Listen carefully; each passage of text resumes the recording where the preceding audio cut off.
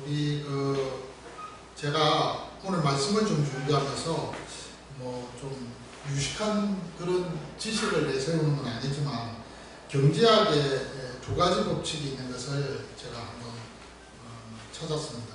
경제학에 두 가지 법칙이 있더라고요. 근데 이 법칙은 경제학뿐만 아니라 세계 어느 그룹이라고 하면 다 적용될 수 있는 그런 법칙이라고 합니다. 파레토 법칙이라는 것과 롱테일이라는 법칙이 있습니다. 파레토 법칙이라는 것은 뭐냐면은 2대8로 구성된 그런 구성원들 중에서 2에 해당되는 그룹이 전체의 그룹원들을 움직이는 그런 어떤 형태로서 나아간다는 이론입니다. 그것이 파레토 법칙입니다. 그러니까 100명이 있으면 그 100명 중에서 20명이 그 그룹을 주도한다는 것입니다. 그러니까 소수가 주도한다는 것이죠. 근데 반면에 이제 롱테일이라는 법칙이 있습니다. 이 롱테일이라는 법칙은 반대의 주장입니다. 2대8이 있으면 8이 그 전체를 움직인다. 그런 어떤 주장의 이론입니다. 이 이론은 사실 이제 요즘에 인터넷 쇼핑이 많이 이렇게 성행을 하지 않습니까?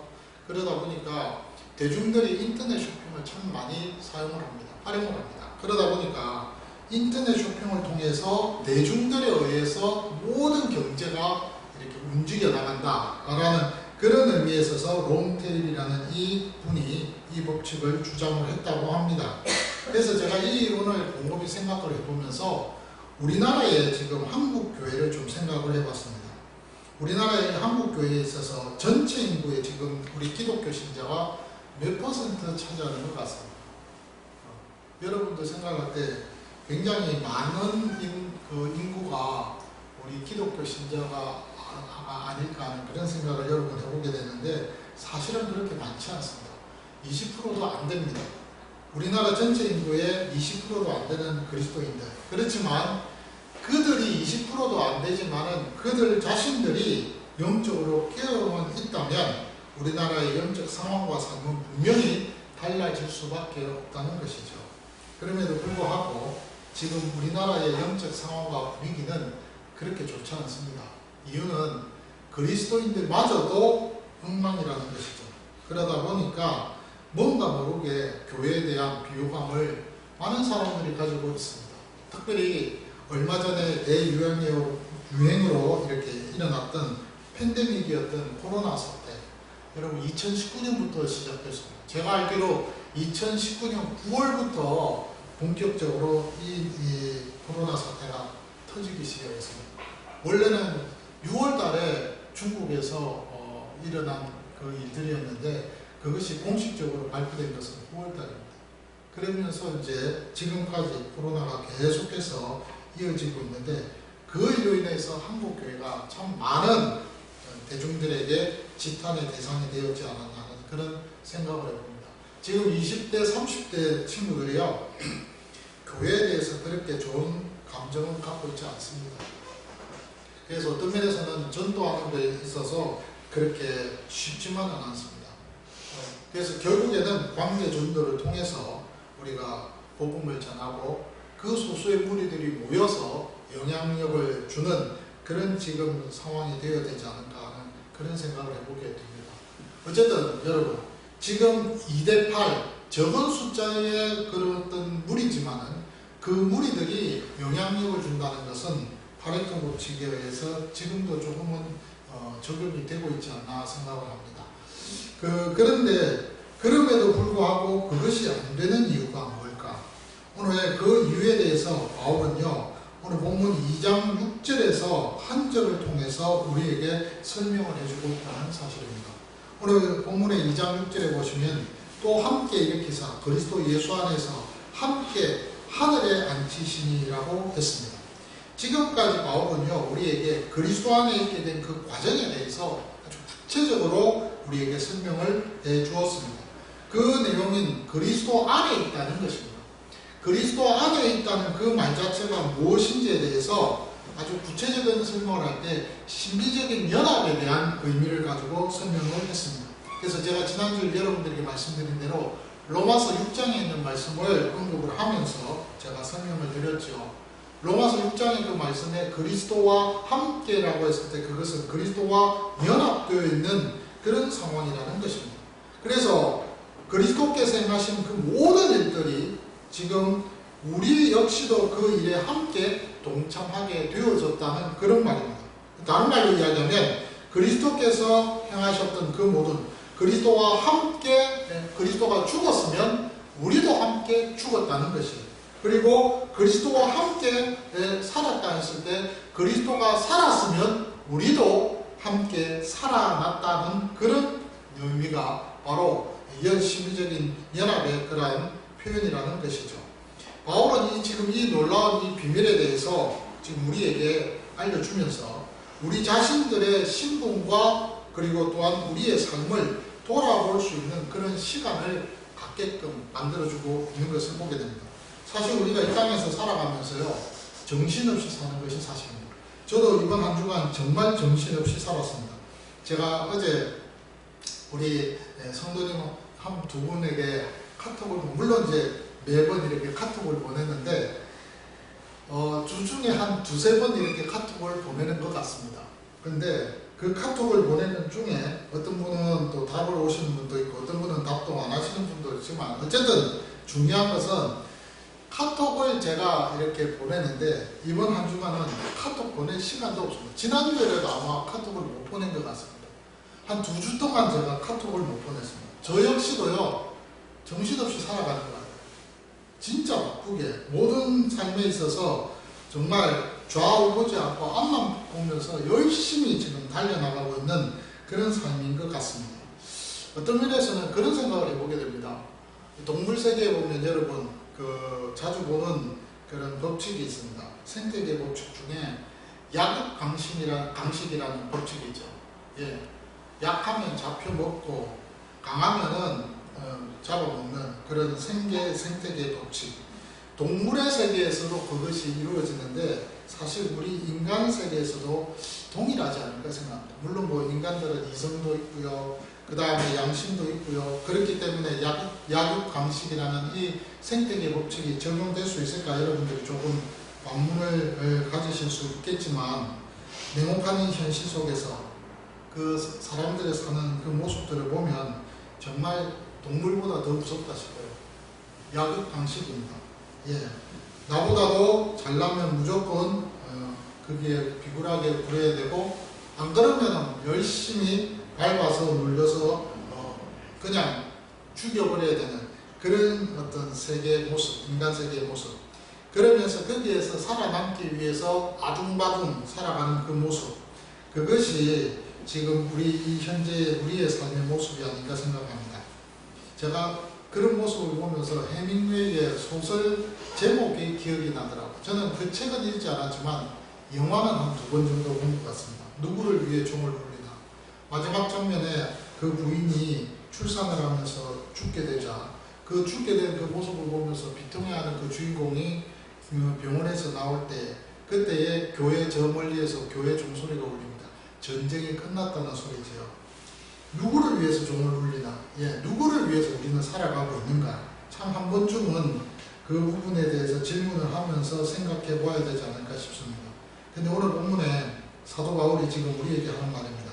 그리스도 안에 있는 사람들은요, 그 사람들의 삶의 모습이 세상 사람들과는 다르다는 것입니다.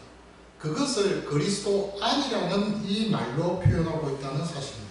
오늘 6절 이하에서 그 표현이 나옵니다. 사도 바울이 하는 말입니다. 그리스도 안에, 그리스도 예수 안에서 함께 하늘에 앉혔다라고 그 결과를 설명합니다.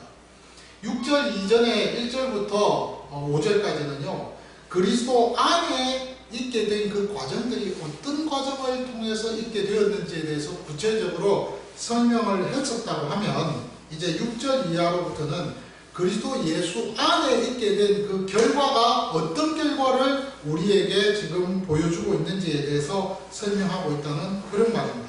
그리스도 예수 안에 함께 하늘에 앉히셨다고 그렇게 말씀합니다.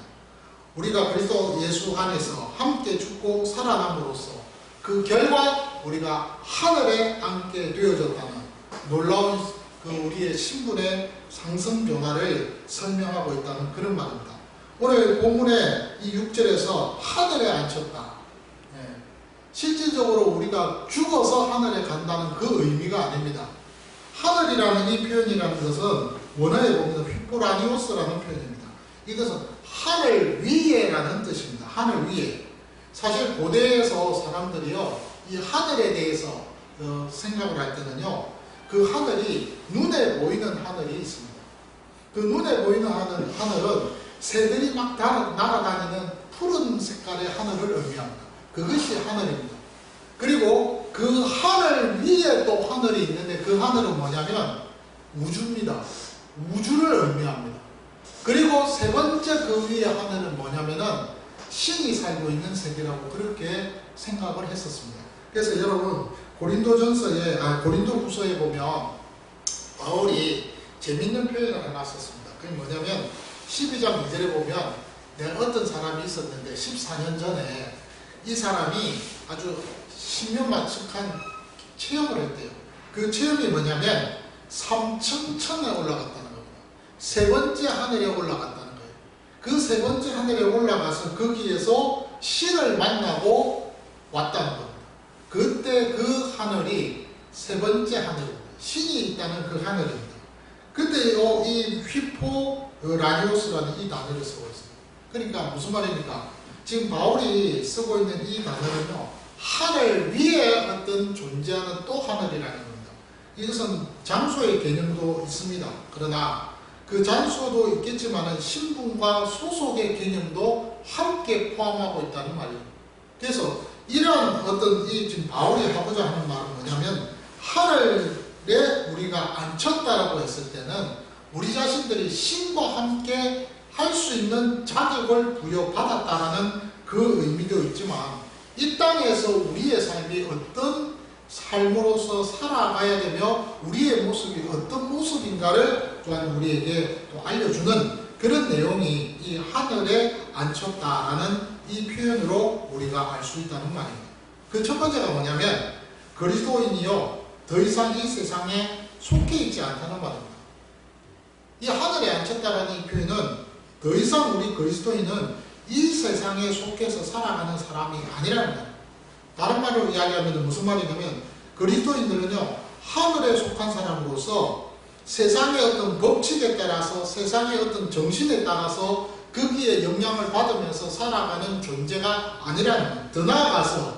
더 나아가서 그 세상 정신과 어떤 법칙을 다스리고 있는 어떤 한 존재에 의해서 영향을 받으면서 살아가는 존재가 아니라는 그 말이 바로 오늘 여기에 나오는 하늘에 속해 있다라고 하늘에 앉혔다라는 이 표현으로 우리가 그 의미를 설명할 수가 있다는 것입니다. 실질적으로 여러분 그리스도인들은요 그렇게 살아갑니다. 근데 그리스도인이 아닌 사람들, 그리스도 안에 있지 않는 그리스도 밖에 있는 사람들은요 세상의 영향을 받으면서 살아갑니다. 마음도 그렇고요, 생각도 그렇고요, 그리고 그가 생각하고 있는 이해관계도 그렇고요, 또 모든 면에 있어서 즐거움과 어떤 소원과 소망 이런 모든 것들이 이 세상에 매여서 살아가고 있습니다. 눈에 보이는 것에 매여서 살아가고 있습니다. 이것은요 잘난 사람이나 못난 사람이나 모두에게 다 적용이 되는 그런 내용의 말씀입니다. 그런데 신앙세계에는 회색 지대가 없다는 것이죠. 이것이 아니면 저거예요. 예수 안이 아니면 예수 밖이라는 것이죠. 그것이 신앙세계의 그리스도인에게 있어서 선택 조건이라는 겁니다. 그런데 바울은 이 부분에 대해서 명백하게 우리에게 말씀하고 있습니다. 우리는, 저와 여러분은 하늘의 시민권을 가진 자라는 겁니다. 그러니까 하늘에 앉혔다라는 말은 이 세상에 속해서 살아가는 사람이 아니라 육신은 이 세상에 속해서 살아가죠. 그러나 우리의 생각과 우리의 모든 마음가짐과 결정과 모든 것들은 하나님 나라 안에서 살아가는 삶으로서 살아갈 수밖에 없다는 거죠. 빌립보서 3장 20절에 보니까 그러나 우리의 시민권은 하늘에 있다라고 했습니다. 거기로부터 구원하는 자 곧 주 예수 그리스도를 기다린다고 그렇게 바울은 설명을 합니다. 우리는요 시민권이 하늘 시민권입니다. 하늘 시민권. 우리가요 우리의 살아가는 이 장소가 여기는 고향이 아닙니다. 우리 고향은 하늘입니다.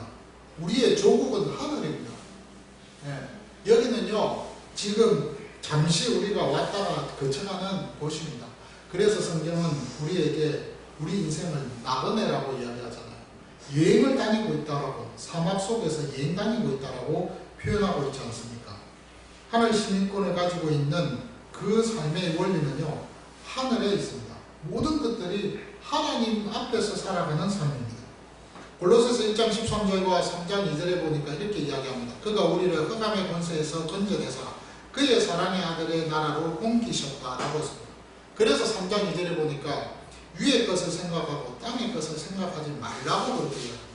잠시 고향을 떠나서 이 땅에서 살아가고 있는 이 자체의 존재라는 사실을 여러분 기억하시기 바랍니다. 우리가요, 여기서 영원히 살 것은 아닙니다. 우리는 이 세상에서 영원히 살 특권을 갖고 있지 않습니다. 도리어 하나님 나라에 가서 우리는 영원히 살 특권을 가지고 있는 자들이라는 사실을 여러분 분명 아셔야 합니다. 그래서 사도 요한은요, 이 부분에 대해서 더 놀라운 사실을 우리에게 가르쳐주고 있습니다. 이 땅에서 살아가는 동안에 우리가요, 비굴하게 세상에서 굴복하며 살아가는 그런 존재가 아니라는 거예요.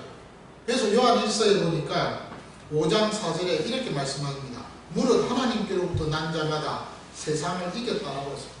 세상을 이기는 그 승리는 이것이니 우리의 믿음이라고 그렇게 강조하고 있습니다. 그러니까 결국은 무슨 말입니까? 우리가 이 땅을 살아가면서 하나님 나라의 백성으로서 우리는 그리스도인들이 하나님 나라의 보좌에 우리가 이미 가 있는 것을 이미 모든 것들을 티켓을 따놓았다는 겁니다. 그러니까 우리가 이 땅에 살고 있지만은 여기서 우리가 살아가는 삶이 전부가 아니라는 것을 언제나 마음속에 가지고 있어야 되는 거예요. 그러면서 어떤 우리의 삶이 되어야 되느냐?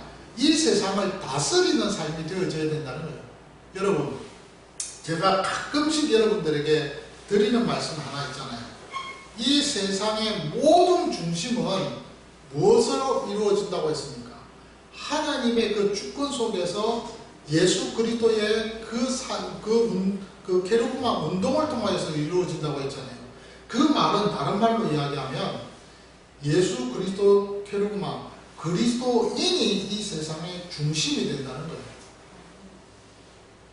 예수 믿는 사람이 이 세상의 중심이에요. 예수 안 믿는 사람은 이 세상의 중심이 될 수가 없습니다. 그들은 우리를 위해서 협력하는 협조자일 뿐이에요.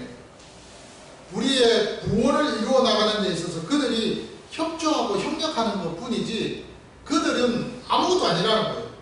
그래서 요한 1서의 이 5장 4절에 있는 이 말씀이 사도 요한이 이렇게 강하게 이야기하는 겁니다. 봐라, 무릇 하나님께로서 난 자마다 세상을 이겼다. 다른 말로 이야기하면 그리스도 안에 있는 자는 이미 세상을 이긴 거나 다름없다 라는 거예요. 세상을 이긴 거예요. 그러면 우리가 이 세상에서 비굴하게 굴복하면서 살아가는 듯 보이지만은 그러나 결국에는 세상을 우리는 이기는 삶이 된다는 거예요. 그 세상을 이기는 것이 뭘까요? 우리의 믿음을 저버리지 않는다는 거예요. 우리 믿음을 안 저버리는 거예요. 여러분, 초대교회 300년의 그 기간 동안에 얼마나 수많은 사람들이 죽임을 당했는 줄 아십니까? 교회 역사를 보면요, 많은 사람들이 예수가 그리스도라는 그 사실을 믿고 황제를 신으로 부인하는 그 일 때문에, 그 결과 때문에 비참하게 콜록세움에서요 사자밥이 되고요, 십자가에 폴려 달려서 죽기도 하고요, 많은 사람들이 순교를 당했습니다. 그때 여러분, 그 사람들은 어떤 믿음을 가졌습니까? 나는 세상을 이겼다라고 하는 믿음이었다는 거예요. 눈에 드러나고 겉으로 볼 때는 저 사람 진짜 비참하게 죽네. 바울도 마찬가지입니다. 바울도 네로에게 AD 64년에 참형을 당해서 죽었어요. 얼마나 비참합니까? 근데 그럼에도 불구하고 그 죽음에 대해서 모든 사람들이, 그리스도 안에 있는 사람들은요 승리의 삶이라고 이야기합니다. 왜요? 믿음을 포기하지 않았기 때문에, 그 믿음을 빼앗아가지 못했기 때문에 그 삶에 있어서 그 신앙생활은 승리했다라고 우리가 말을 할 수가 있다는 겁니다. 그래서 요한에서 5장에 있는 이 말씀대로 세상을 이기는 삶의 모습을 우리가 살아간다는 것이죠. 그리스도인이 이러한 삶을 살아갈 수 있도록 가능하게 만든 것은요, 그리스도 안에 있기 때문에 가능합니다. 예수 그리스도 안에 있다는 거예요. 다른 말로 이야기하면 그분이 내 안에 있고 내가 그분 안에 있는 하나된 가운데에서 우리의 신앙의 모습이 있기 때문에 가능하다는 것입니다. 이것은요, 하늘을 보장받는 것입니다. 다른 말로 이야기하면 그리스도인은 세상과 구별된 삶을 살아간다라고 말할 수가 있다는 거예요. 그리스도인은 세상과 구별된 삶을 살아가는 삶의 모습입니다. 하늘 보좌에 앉혔다. 두 번째 의미는요, 하늘에 속한 자로서 그리스도인은 사단의 지배 아래서 영향을 받지 않고요, 그리스도의 영에 의해서 지배를 받으면서 살아간다는 말입니다. 우리가 지금까지 그리스도 밖에 있을 때 그 삶을 보면요, 이 세상의 풍속을 따라서 살아갔다라고 오늘 바울은 그 설명을 합니다. 2장 2절에 보니까 그때 너희는 그 가운데서 행하여 이 세상 풍조를 따르고 공중의 권세 잡은 자를 따랐으니 라고 그렇게 말하고 있습니다. 지금까지 우리는요, 그리스도 밖에 있을 때는 그 살아가는 삶이 그렇게 살아왔어요. 그런데 오늘 성경에서 하늘에 이미 앉게 된 그 삶의 모습은 달라진다는 것이에요. 그리스도의 영에 의해서 지배를 받고 살아간다는 겁니다. 세상의 정신에 따라서 통제를 받으면서 사는 것이 아니라 그리스도의 영에 의해서 지배를 받으면서 살아간다는 거예요. 그 그리스도의 영은 우리 안에 계십니다. 그 영이 나의 영과 함께, 살아있는 영과 함께 계십니다. 그러면서 나를 여기저기 다스리며 통제하면서 나를 보살펴 주시면서 그리스도 안에서 우리가 이 땅에서 두렵고 떨리는 마음으로 구원을 이뤄 나갈 수 있도록 그렇게 만들어주고 계신다는 겁니다. 내 자신 스스로가 신앙생활을 할 수가 없습니다. 여러분, 내 자신 스스로가 뭐 잘나서 뭐 힘이 있어서 능력이 있어서 실력이 있어서 신앙생활을 할 수 있다, 천만의 말씀입니다. 내 안에 그리스도의 영이 그 일을 감당하고 함께 도와주고 계신다는 사실. 그렇기 때문에 저와 여러분들이 이 세상의 정신에 통제받으며 살아가는 것이 아니라는 거예요. 여러분, 우리 눈에 보이는 거, 우리 주변에 일어나는 일들 가만히 보세요. 열받는 일들 얼마나 많습니까? 그렇잖아요. 우리 감정 화나게 만드는 일들 얼마나 많습니까? 저는요, 직장생활하면서 진짜 열받는 일 많습니다. 여기 뭐 죄송한 말이지만 직장생활 안 하시는 분들 계시잖아요. 직장생활 하시는 분들 정말 위대하게 보셔야 됩니다. 정말 안 입고 꽃같잡고 치사하고 꼬러운 일들이 얼마나 많은지 모릅니다. 꾹꾹 참습니다. 그런데 여러분, 그것이 그리스도 안에 있는 사람은요, 한 단계 더 위에 있습니다. 뭔지 압니까? 그것은 이 사건을 눈에 보이는 것으로 보지 않습니다. 그 다음을 봅니다. 그 이면을 봅니다. 그리고 그 이면 속에서 어둠의 권세가 뭐 때문에 이 역사를 하고 있는지를 생각합니다. 그리고 나서 결정을 합니다. 그리고 기도를 합니다. 그리스도의 영으로 나를 지배받게 하시고 정말로 하나님께서 좋은 선택을 하도록 나를 이끌어 달라고 그렇게 기도를 합니다. 그것이 바로 그리스도 안에 있는 사람이 취하는 이 땅에서 살아가는 삶의 모습이라는 거예요. 로마서 8장에 14절에 보니까 거기 분명히 그렇게 이야기합니다. 우리가 하나님의 아들이 되었기 때문에 우리는 하나님의 성령의 인도하심을 받으며 살아갈 것이라고 그렇게 분명히 기록하고 있어요. 그러니까 우리가 하나님의 아들이잖아요. 우리는 하나님의 아들이에요. 그러면 성령의 거룩한 영에 의해서, 그리스도의 영에 의해서 우리는 인도함을 받으며 살아가는 거예요. 그거 어쩔 수 없는 거예요. 그것이 하나님이 정해놓은 법칙이라는 거예요. 그래서 바울이 우리에게 가르쳐 줍니다. 두렵고 떨리는 마음으로 구원을 이루어 나가는 그 일에 있어서 우리가 그 일을 자신 있게 감당할 수 있다는 거예요. 빌립보서 2장에 있는 말씀이 그래서 나와요. 12절에서 14절. 정말로 두렵고 떨리는 마음으로 구원을 이루라고 해놓고 나서 13절에 보세요. 너희 안에서 행하시는 이는 하나님이십니다. 기가 막힌 말입니다. 너희 안에서 행하시는 이는 하나님이래요. 우리가 두렵고 떨리는 마음으로 구원을 이루어 나가라고 바울은 이야기를 해놓고 분은 그 다음 말씀이 뭐냐면 그 일을 하시는 분은 너희 안에서 행하시는 역사하시는 그분 하나님이 그 일을 감당하신다 이 말입니다. 그래서 자기의 기쁘신 뜻을 위하여 너희에게 소원을 두고 행하게 하시니 모든 일을 원망과 시비가 없이 하라고 했습니다. 이렇게만 하면요 천국이죠. 교회 공동체가 천국 되는 거죠. 이 나라가 천국이 되고 그 그룹이 천국이 될 수밖에 없겠죠. 그럼 못하는 거예요. 왜? 아직도 20% 안에서는 하늘에 앉혔다라는 이 비밀을 깨닫지를 못하고 있기 때문에 그렇다는 거예요. 그렇잖아요. 오늘 바울은요 계속해서 이야기합니다.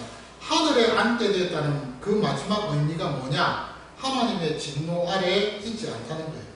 하나님의 은혜 아래에 있게 되었다는 그 말입니다. 여러분 하나님의 은혜 아래에 있다는 이것이 보통이 아닙니다. 에베소서 2장 3절에 보면 그리스도 밖에 있을 때 바울은 분명히 이야기했습니다. 너희는 진노의 자녀라고 분명히 이야기합니다. 본질상 너희는 진노의 자녀였다. 원래 진노의 자녀였어요. 그런데 하나님이 은혜를 베푸셨어요. 그래서 우리에게 하나님의 자녀로서 인침을 받게 하시고 자녀로서 세움을 받게 하셨어요. 하나님의 은혜로 우리에게 구원을 주셨어요. 맞잖아요. 하나님의 은혜로 하나님과 우리가 그 관계가 친밀하게 교제 나눌 수 있도록 하나님께서 그 특권을 우리에게 주셨다 이 말입니다. 그래서 히브리서 4장 16절에 그러므로 우리는 긍휼하심을 받고 때를 따라 돕는 은혜를 얻기 위하여 은혜의 보좌 앞에 담대히 나아갈 것이니라. 이 말이 어떻게 나오는지 아세요? 바로 그리스도 예수 안에 있기 때문에 가능하다 이 말입니다. 그리스도 예수 밖에 있으면 은혜의 보좌 앞에 나아갈 수가 없어요. 무엇보다도 여러분 히브리서 1장 3절에 보니까 하나님의 영광을 직접 볼 수 있는 특권을 받는데 굉장합니다. 여러분 우리 피조물이 하나님의 영광을 직접 볼 수 있을까요 없을까요? 얼굴 못 봅니다. 그래 여러분 잘 아시잖아요. 모세가 가나안 그 땅 들어가기 전에 마지막으로 비스가산 올라가서 여호와께서 내가 너에게 내 모습을 한번 보여줄게. 이거 영광입니다. 그래서 올라갔어요. 마지막 이제 올라가가지고 거기서 영광을 보는다. 모세야 모세야 부르는데 바람이 불면서 막 주변에 막 그 엄청난 그 환경의 변화가 일어나면서 영광을 모세에게 보여주는데 그 얼굴을 모세가 못 보는 거예요. 근데 어디만 봤다는 거예요? 그 하나님의 영광의 어깨만 본 거예요. 그 어깨만 봐도 내려왔는데 모세의 얼굴이 어떻게 됐다고요? 해와 같이 빛났다. 여러분 굉장한 거예요. 이거. 굉장한. 그래서 그 해와 같이 빛나는 그 얼굴을 이스라엘 백성들이 못 보고 볼 수가 없으니까 그러니까 이제 모세가 어떻게 했어요? 백성들과 함께 대화를 나누기 위해서 자기 얼굴을 수건으로 덮은 거예요. 그렇게 해서 대화를 나누었다고 했잖아요. 그 정도입니다. 그렇게 볼 수가 없어요. 하나님의 영광 앞에 가면요 모두가 다 꼬꾸러진다 이 말입니다. 근데 오늘 성경에서 이야기합니다. 히브리서 1장 13절에 이는 하나님의 영광의 광채시요 누가? 예수 그리스도가. 그분이 하나님의 영광의 광채의 본체의 형상이라고 해서 그의 능력의 말씀으로 만물을 붙드시며 죄를 정결하게 하는 일을 하시고 높은 곳에 계신 지극히 크신 이의 우편에 앉으셨다. 누구요? 예수 그리스도. 그분 때문에 우리는 하나님을 볼 수가 있는 거예요. 그분 때문에 하나님의 그 영광의 보좌 앞에 담대히 나아갈 수 있는 거예요. 그것이 하나님의 은혜잖아요. 그리스도 아래에서 있어서 하늘 보좌에 앉아있는 그 상황이 되면 하나님의 은혜 아래 우리가 있게 되는 상태가 되어졌다 이 말입니다. 그것이 바로 오늘 이 본문에서 가르쳐주는 세 가지입니다. 그러니까 무슨 말입니까? 오늘 살펴본 이 내용을 우리가 보면은 그거예요. 첫 번째는 무슨 이야기입니까? 하나님 앞에서 그리스도 안에 있을 때의 상태가 어땠느냐? 그리스도 안에 있을 때 우리의 상태는요 이 세상과 구별되어서 이 세상에 속해 있지 않는 사람이라는 거예요. 그 결과로 두 가지가 나타납니다. 우리는요 그리스도의 영의 지배를 받았어요. 그리고 무엇보다도 마지막으로 은혜의 보좌 앞에 우리는 담대히 나아가는 진노 아래 있지 않는 그런 삶을 우리는 살아가고 있다는 거예요. 그러니까 이 땅에서 우리가 좀 힘들고 어렵고 괴롭고 공부하고 뭔가 모르게 답답하다 하더라도 우리의 삶에 있어서 현재 하나님이 보장하고 있다는 것을 안다면 우리가 우리의 입술에서 감사가 나오는 거예요. 그래서 항상 기뻐하고 범사에 감사할 줄 아는 거예요. 항상 기뻐하고, 그래서 기뻐하고 감사할 줄 안다. 우리 여러분 창세기 3장에 보면요 재밌는 이야기가 있습니다. 17절부터 19절에 보면 아담과 하와 이야기가 나오잖아요. 아담이 그 선악을 알게 하는 나무의 실과를 다 먹었어요. 그래서 하나님이 찾아오셔서 물어봤어요. 너 왜 이렇게 숨어있냐? 부끄럽고 왜 숨어있느냐? 그랬더니 아담이 하는 말이, 아유, 하나님 당신이 저를 위해서 이렇게 주신 허락하신 하와가 이 여자가 나를 유혹을 해서 선악을 알게 하는 나무의 실과를 다 먹었으면 하나님 얼마나 황당했겠어요. 예. 그렇게 표현하면 안 되잖아요. 그래서 하나님이 아담에게 하시는 말씀이, 네 아내의 말을 네가 들었고 내가 네게 먹지 말라고 한 나무의 실과 열매를 먹었으니까 이제부터 너는 저주를 받는다. 그래서 저주를 받는다 해놓고 그 다음 말에 아내와 관계가 나빠지고 어쩌고 이런 말을 써야 되는데 안 씁니다. 무슨 이야기를 하냐면 너는 내 평생의 수고하여야 그 소산을 먹으리라. 여러분 창세기 3장 17절부터 19절까지 보세요. 거기 보면요 아내 때문에 내가 이렇게 힘들었습니다 라고 남편 아담이 이야기를 하는데 남편 아담이 이야기할 때 하나님께서 오 그래 그 너 부인 때문에 그래 됐어? 그럼 부인 버려줘야 되겠다. 그 소리 없습니다. 전혀 없어요. 뭐라고 했느냐 딱 아담에게 하는 말입니다. 너는 평생 수고해서 땀 흘리면서 고생할 거다 이렇게 했어요. 그리고 나서는 그 가시덤불과 은근기가 땅에서 나서 너가 먹을 것을 다 방해할 것이다. 그리고 너는 어떻게 한다? 마지막 흙으로 돌아갈 거야. 딱 그렇게 얘기했어요. 뭐 부인과 관계가 안 좋아지고 어쩌고 저쩌고 그런 말 없어요. 제가 하고 싶은 말은 뭐냐 여러분 인생은요 모세가 고백했듯이 시편 90편 10절입니다. 수고와 슬픔입니다. 괴로움입니다. 어차피 수고와 슬픔이고 괴롭고 힘들고 고롭고 그런 겁니다. 그런데요 그런 삶 속에서 우리가 기억해야 할 것이 있습니다. 그것은 바로 그리스도와 함께 우리가 그리스도 안에 있는 사람은 하늘에 앉혀 있다는 사실입니다. 그게 중요한 거예요. 이 땅이 전부가 아니라는 거예요. 이 땅이 전부가 아니라는 거예요. 영원히 있다는 거예요. 영원이라는 것은 시간의 개념의 초월입니다. 시간의 개념과는 상관없는 거예요. 영원은. 그 영원 세계 속에 그 영원의 안식을 보장받았다는 그리고 이 땅에서 그것을 조금씩 맛보며 살아갈 수 있는 거예요. 우리가요 여러분 내 주변의 환경과 형편이 조금 풀리고 그 모든 일들이 잘 이루어지면요 마음의 안식을 누립니까 안 누립니까? 한시적으로 누리잖아요. 아 좋아 평안해 이런 마음 듭니까 안 듭니까? 들잖아요. 죄송한데 저는 항상 그렇습니다. 밖에서 일하고 직장에서 일하고 집에 딱 오면요 진짜 마음 편합니다. 요즘 그런 이야기 저는 그런 경우는 없는데 제가 그렇게 이제 전화를 하는 경우는 있지만 저는 그런 전화를 받는 경우는 거의 없는데 이런 경우 있어요. 저는 이제 정수기를 하잖아요. 집에 와서 좀 마음이 편한데 고객이 저한테 전화가 옵니다. 누수가 됐어요. 기계가 뭐 잘못돼가지고 뭐가 문제가 있어요. 마음이 평안했다가도 뭡니까? 힘들어요. 그럼 찾아가야 됩니다. 아시겠죠? 그런 거예요. 여러분 직장생활 하는데 상사가 전화를 왔어요. 괴로워요 안 괴로워요? 전화 안 받고 싶잖아요. 카톡 받는 거 요즘은 카톡이 다 되니까 카톡이 얼마나 더 힘듭니까? 그렇잖아요. 그런데 평안이라는 것 자체를 한시적이지만 순간적이지만 우리가요 영혼에 대해서 생각하시면서 한번 맛을 본 것이 있을 겁니다. 그거 한번 생각해 보세요. 평안이라는 것이 우리가 영원히 그런 평안을 누리면서 살아간다 이겁니다. 앞으로. 또 현재에도 그것을 계속해서 연급해서 중복해서 반복해서 그것이 이루어지고 맛보게 되어진다는 사실입니다. 얼마나 이것이 복입니까? 은혜입니까? 오늘 하늘에 우리가 앉아있는 신분의 변화를 우리는 갖고 있습니다. 이 다 과거 시제로 되어 있어요. 부정과거로 되어 있습니다. 부정과거. 부정과거라는 것은 뭐냐면 부정이라는 것은 뭐뭐를 위하여 된 뜻입니다. 그리고 그것이 과거에 일어났다는 거예요. 연속성을 이야기합니다. 그러니까 과거에 일어난 일이 지금 현재 완료처럼 계속해서 현재까지 지금 지속되고 있다는 거예요. 그것이 부정과거의 시제의 그 의미입니다. 근데 오늘 여기 본문에 보니까 안치신이 그 다음에 구원을 받은 것이라 다 과거 시제, 부정과거로 되어 있어요. 그러니까 이미 다 일어난 거예요.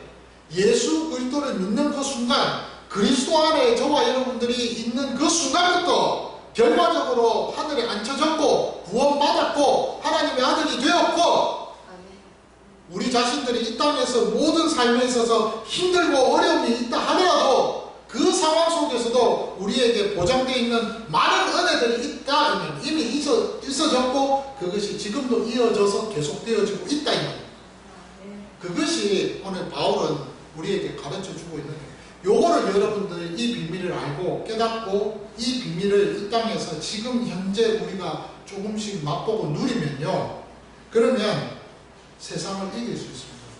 주변에서 뭐라고 이야기해도 그냥 거기에 대해서 흘러 들어갑니다. 아, 그래, 너는 그렇게 왜 그런 말 있잖아요. 너는 지져라, 나는 내가 갈 길을 할게. 이렇게 됩니다. 그러면서 어떤 생각을 하느냐, 지혜를 가지고 하나님 앞에서 살아간다는 거예요. 그래서 여러분, 예수님 하신 말씀입니다. 너희들이 뱀같이 지혜롭고 비둘기같이 순결하라고 했잖아요. 우리의 신앙은 비둘기처럼 순수해야 됩니다. 그러나 우리의 삶은 뱀같이 지혜로워요. 그것이 나쁜 것이 아니에요. 하나님은 우리에게 주신 지혜입니다. 그렇게 지혜를 가지고 이 삶을 살아가야 돼요. 복음을 전해야 됩니다. 그러면서 하나님 나라를 세워 나가야 된다는 사실입니다. 오늘 이 말씀을 우리가 붙들고서 이 6절에 있는 말씀이 바로 그렇다. 그래서 여러분, 오늘 이 롬페 뭡니까 파레토 법칙이 그래서 좀 어떤 면에서는 가능하지 않을 것입니다. 10월 27일 날 여러분, 우리 한국 기독교가 어마어마한 일을 했습니다. 광화문에 또 제가 보니까 이야기를 들어보니까 여의도까지 모였더라고요. 광화문, 남대문, 서울역, 거기에서 더 나아가서 여의도까지, 여의도 그 광장 있었던 그 여의도 그 뭡니까 공원이죠. 그 공원에까지 수백만 명이 모였어요. 어마어마한 많은 숫자들이 화가 많이 나서 모였겠죠. 부정적인 이 악법 철폐를 위해서 이렇게 함께 모여서 기도를 했는데 한 번도 이렇게 폭력이 있었다든지 이런 게 없이 그냥 예배만 딱 드리고 마쳤습니다. 제가 어떤 생각을 했느냐면 별것 아니지만 한 번쯤은 했으면 좋겠다 싶었어요. 왜냐하면 그렇게 해야 세상 사람들이 아직도 교회는 살아있구나 하는 것을 좀 느끼고 보고 생각할 수 있기 때문에, 아유, 저 사람들 열심히 저렇게 하는 거 보니 뭐 별거 아니다. 아니라는 것이죠. 아직도 한국 교회는 저는 살아있다고 생각합니다. 네, 여러분들이 살아있잖아요. 기도하고 있잖아요. 우리가 기도하고 있는 동안은 하나님께서 이 나라를 굳건히 세워주지 않으실까 싶습니다. 아울러서 여러분, 미국을 위해서 기도하십시오. 진짜 미국을 위해서 기도하셔서 저는 요거 끝나고 나면 제 말씀을 좀 드리겠습니다. 어쨌든 우리의 삶을 하나님 앞에서 바르게 세워나가는 그런 하나님의 기를 바랍니다. 감사합니다.